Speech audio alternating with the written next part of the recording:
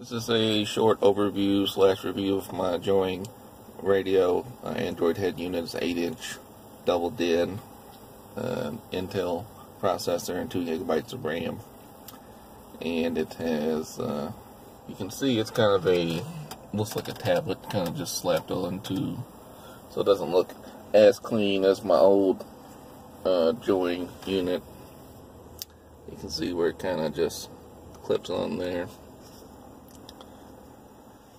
Let's see, it's relatively easy just to pull off. Just gonna set the phone down for a second.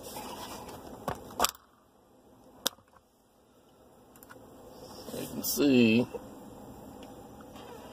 it just clips right in back there. I don't think it's designed to be like a fully removable screen. That's just how the system works itself. It clips right in pretty easily. Seems pretty sturdy. It's never fallen off or anything like that. This here is just a phone holder I set up. It's a little big, but I like having my phone somewhere where it can be held. So here's your standard unit. It's if you go to your settings, you can see it looks like a regular Android. And your Wi-Fi menu, data usage is not relevant in our case. Extra menus here, standard stuff, your display for your brightness level, change your wallpaper if you wanted to.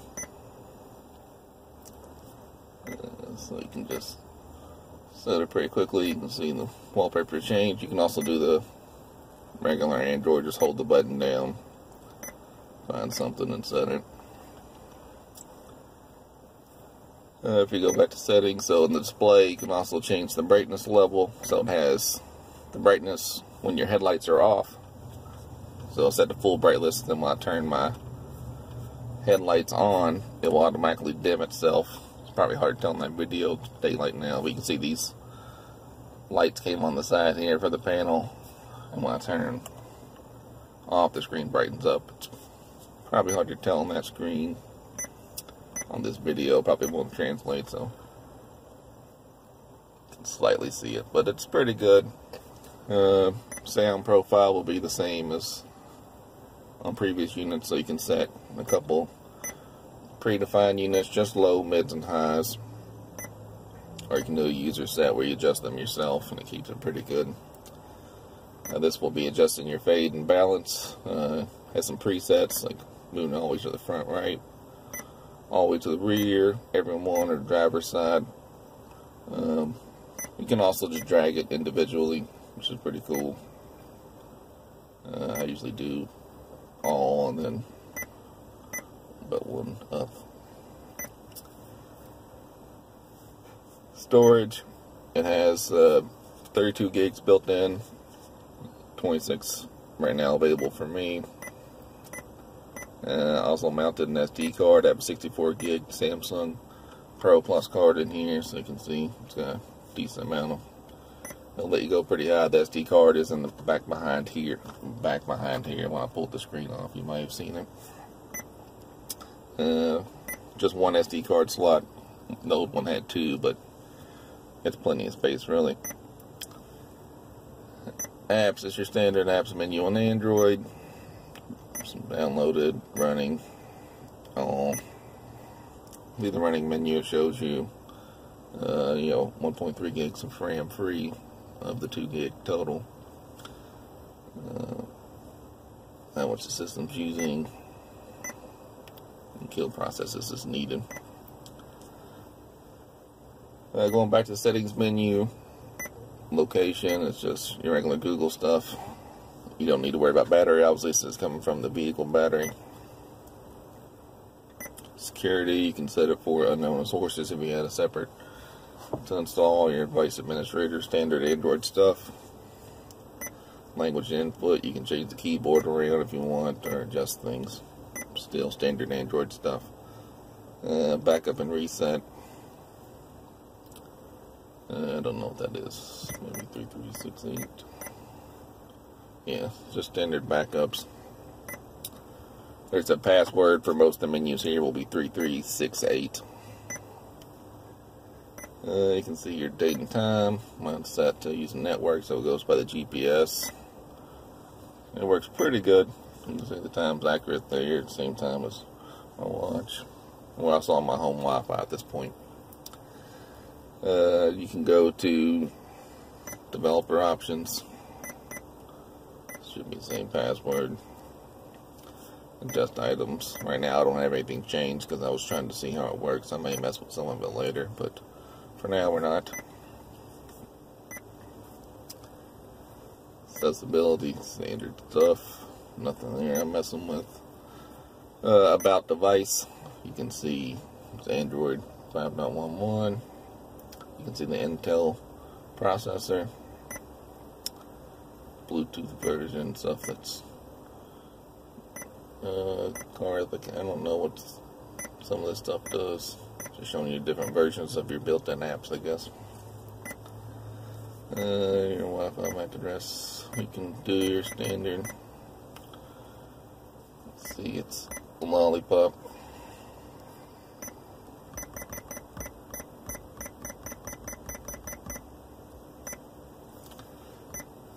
So, pretty standard Android there.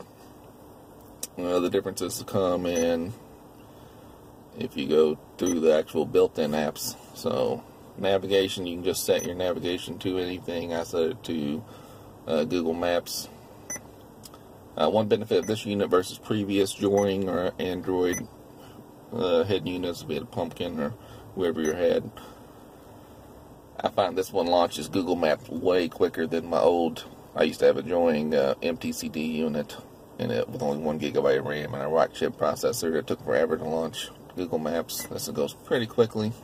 You can see it's about the same time as a regular phone. It gets up and running pretty quickly, and you got, now granted I'm on Wi-Fi here, so it's gonna find stuff pretty quick.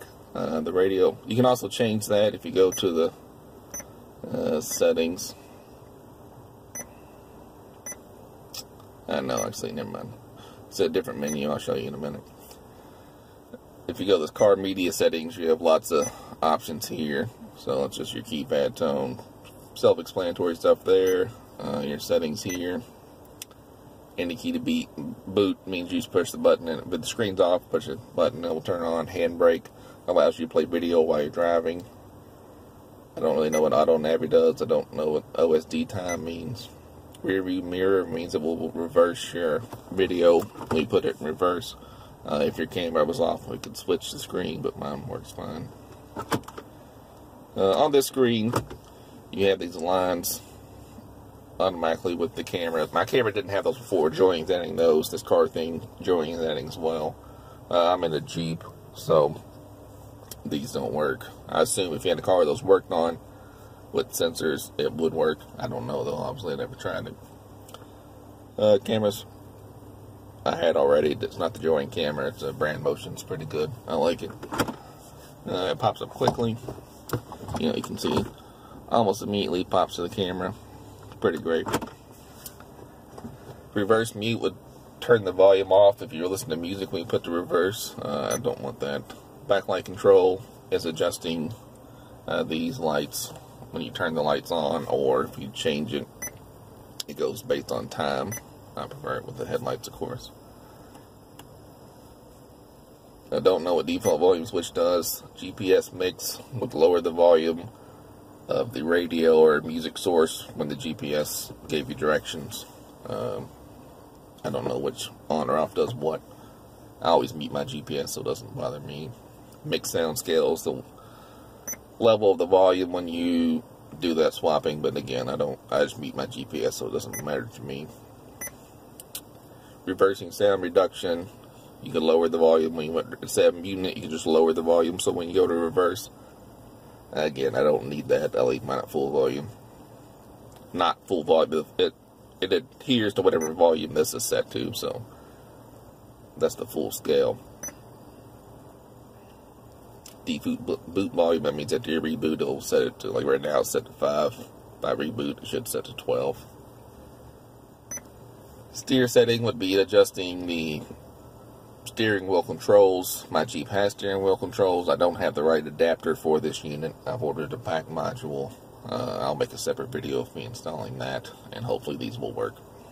Right now they don't do anything. I can push my steering wheel button and it does nothing.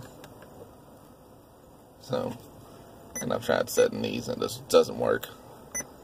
It worked on my previous Joying, but it had a different adapter, so I feel confident I can get working with the PAC module. This is where you can change your navigation app. Right now it's set to Google Maps. They have a built-in iGo software. I could change it to that. And so you can see it's set to iGo. So you can either do it where you press this navigation app and then will then launch iGo. If I had set to Google Maps, of course it would use Google Maps. This software is okay. It's pretty quick. I'm just pretty built into the Google family, so I stick to Google. It's a lot bigger menu items, but you can see. You can also set it.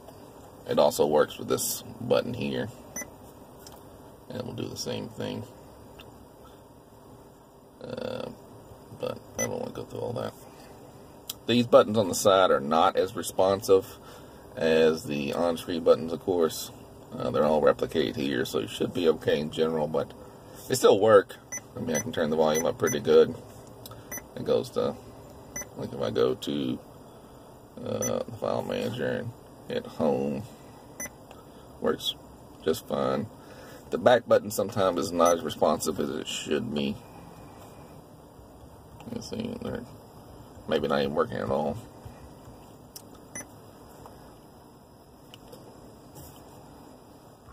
There's a setting somewhere to adjust that. Driver door position. I don't know why you would change. I'm not sure why that's relevant, but home screen doesn't let you do anything. It just tells you what you have set. So there is a different, using that same 3368 password, there will be a different. You can change the home screen. I don't know what some of these settings do, so I'm not messing with them.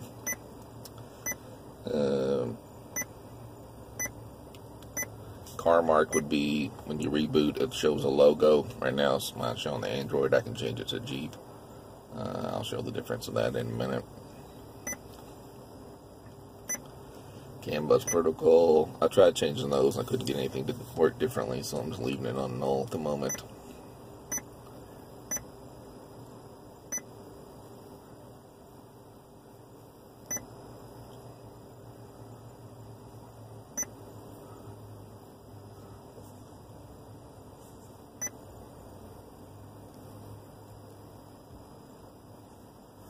Well, I don't know what any of that does, so I'll leave that be. Equalizer goes to that same menu we saw earlier.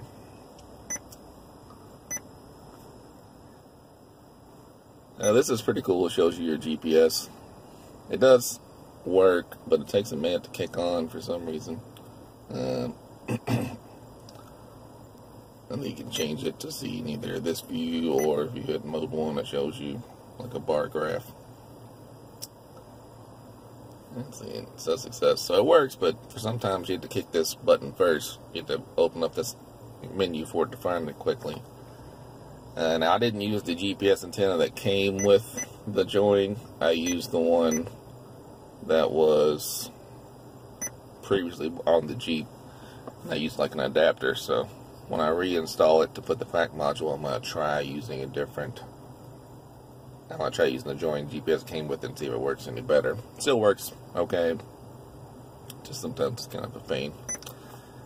They have a built-in little guide here. It's pretty good compared to the previous version. It gives you different directions about how to use things. But some of it's a language barrier. These things come from China. And so, obviously English is not their native language. Some of the words don't make any sense.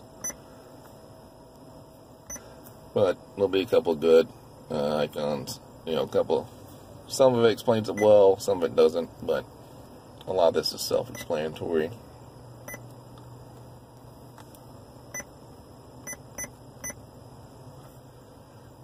And so Bluetooth music would be, so my phone is tied to it. If you go to the menu, and it will play what you have right now as a podcast to listen to. It works pretty good, pretty quick to catch on. And then if you have this playing and go to the home menu, this will change to some shortcut controls for it.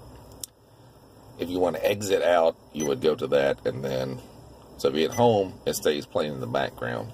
If you go to the app and hit the back button, it will exit out.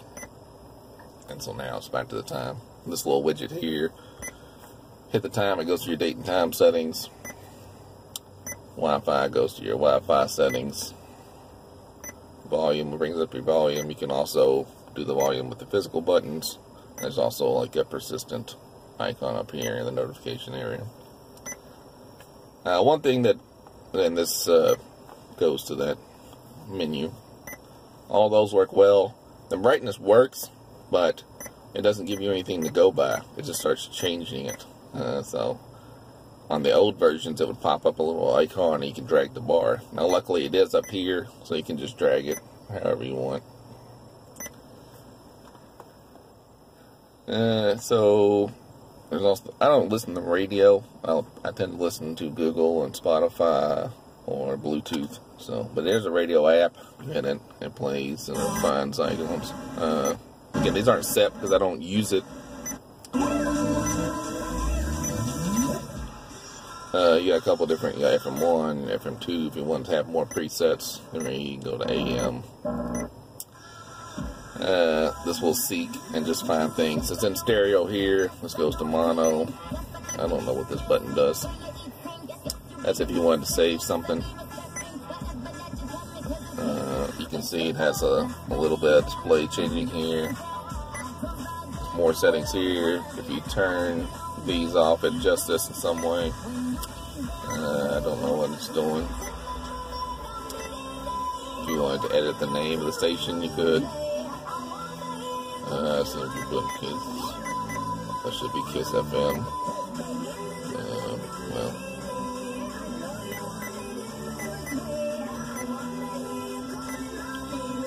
Alright, so yeah, I messed that up.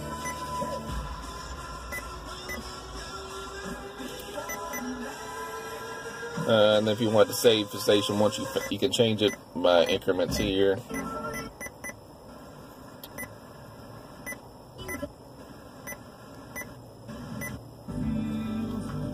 And if you just hold it down, it saves it here.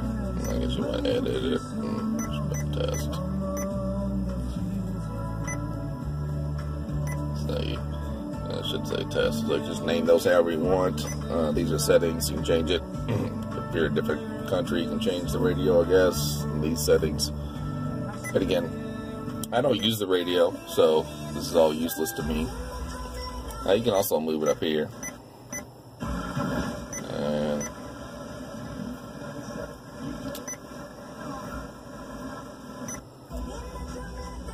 So if you wanted the radio to play the background, you would just hit home, and it will play wired or other things.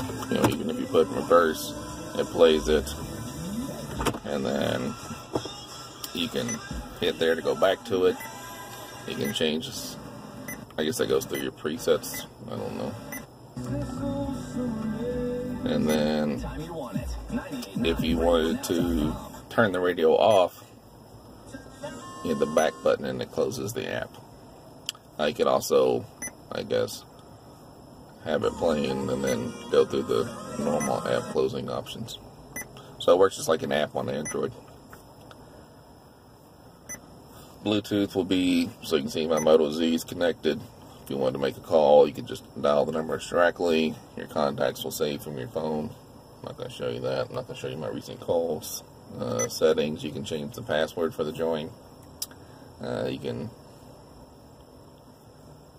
change, your name of the join if you want to. If you want to find a new device, you can search for it and add it through here. It's a pretty good menu compared to the old one. It looks better anyhow. And so that's the Bluetooth. Phone settings, music would be what I showed you earlier. This show I'm playing a podcast from my phone. You can change it here, or same concept. Back exits the app and goes back to the date and time settings. In So the joint comes with 2 USB ports.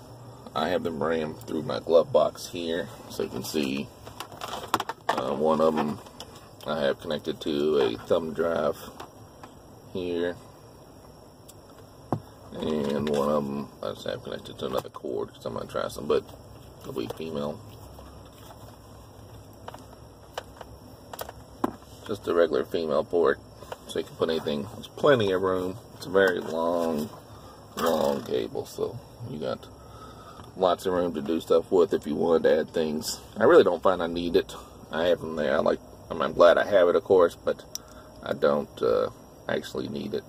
This cord I don't keep out here. I'm just going to use that to show you the Easy Connect that I wouldn't normally use. I've never actually used them, just doing it to show the functionality. Doing this with one hand is not easy.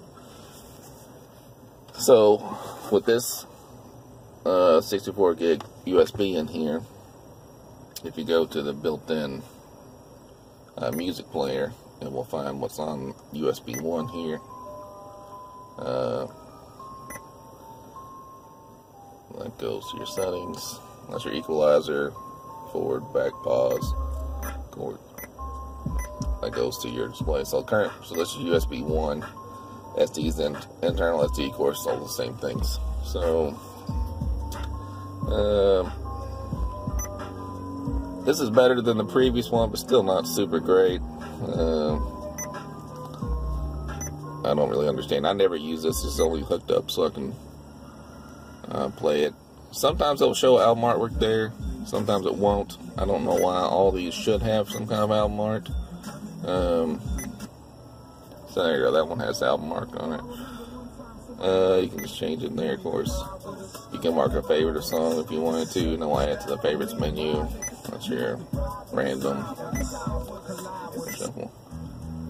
Same concept here. You go there and it sticks it in the back and plays it. You can pause it from here. You can pause it from there, play it from there. If you wanted to stop it, you would. So I don't know if it shows. Yeah, so it never shows the album artwork here, just that little record player. Same concept, you hit back to get out, and the app goes away. Video player works sort of the same way. So this is showing all the video. These are videos that are on this thumb drive. So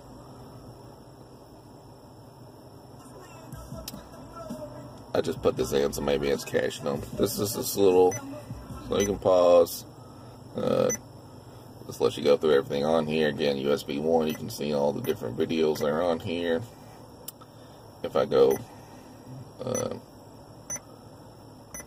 that lets you change folders. It goes, and so go back to the video that was playing. It shows your time up here. There may be on that one setting does. Pause it. This picture in picture will let you move it around the screen if you wanted to. That's kind of neat. Again, I really don't use this very often. This one gets away in the menu items, makes it a little bit bigger. That goes back to full screen.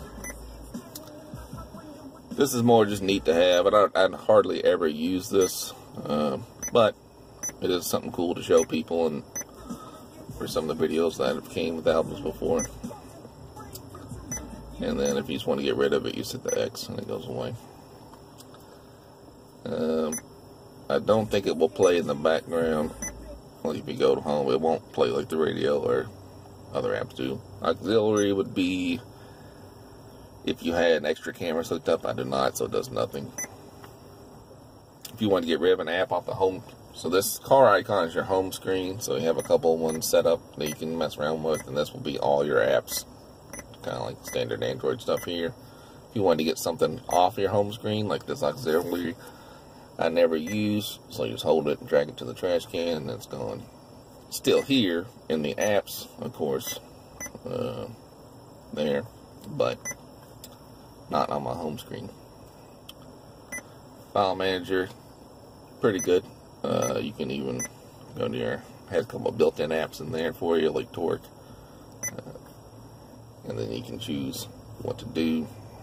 and it will look in your different files and folders. And here's something neat. So these top ones here, it will break them down. So there's all the videos that are on my USB. There's the APK that's on my USB. Same concept, getting out with the back button.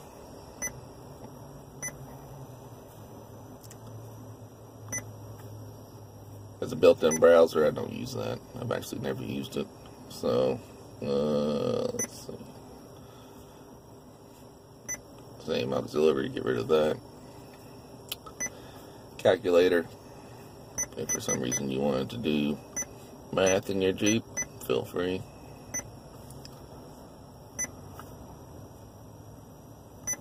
Go back to the full list of apps. It's a built-in email app. Don't use. Built-in clock, standard Google. I don't know. If you wanted to set an alarm, any kind of regular standard Android stuff here you can do. You can change wallpaper.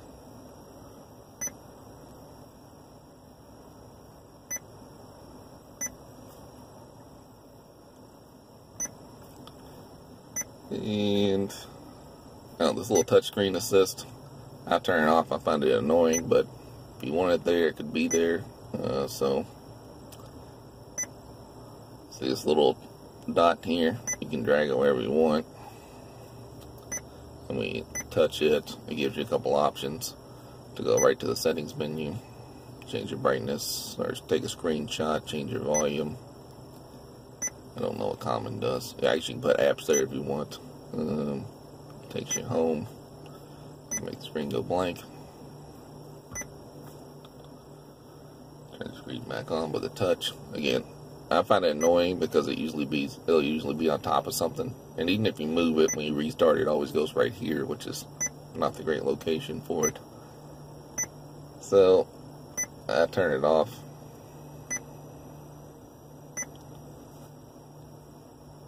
So you can see your speed test. This is connected to my home Wi-Fi. I'm in my driveway. I just downloaded that app from the App Store. It's nothing major. But you do a test and see how fast it connects.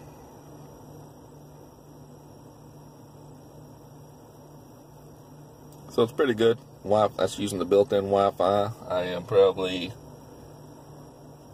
15-20 feet from my router, obviously going, which is in my basement, so it's going through brick wall still.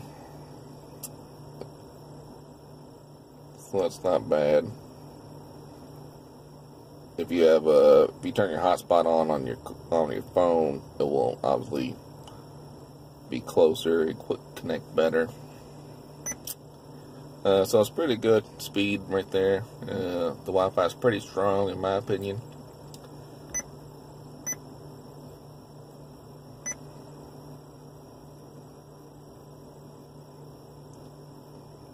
Gallery if you had pictures. I don't think I have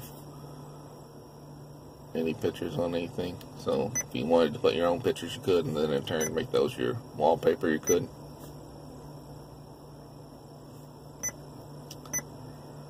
Oh, so this is the standard GUI. I think if you go here you can change it.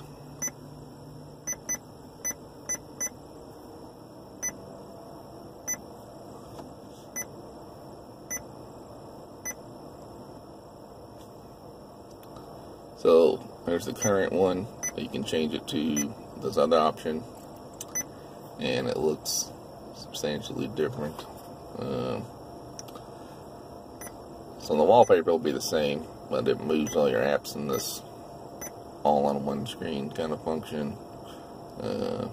I do not like this one.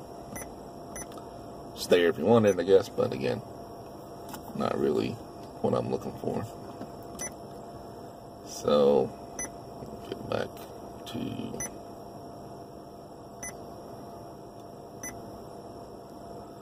I gotta figure out how to get. Well, let's go here.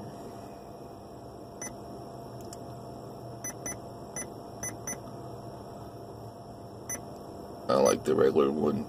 It's set up pretty logically. change the wallpaper.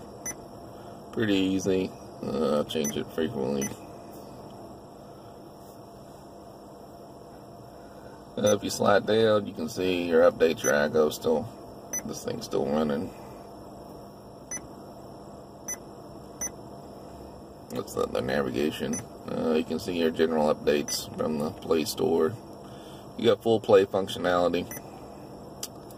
Let's see. You can even see,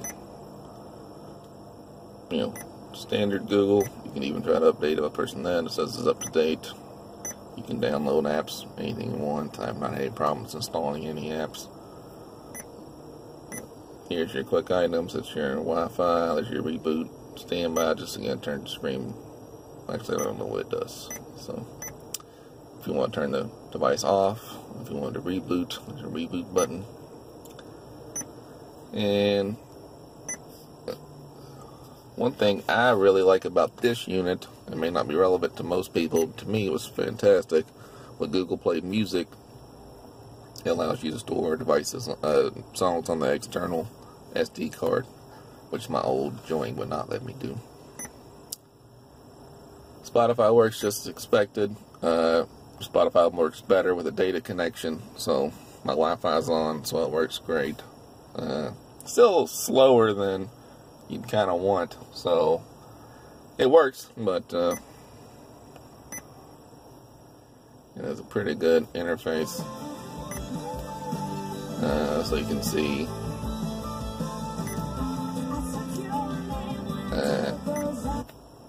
so you can swipe to change songs.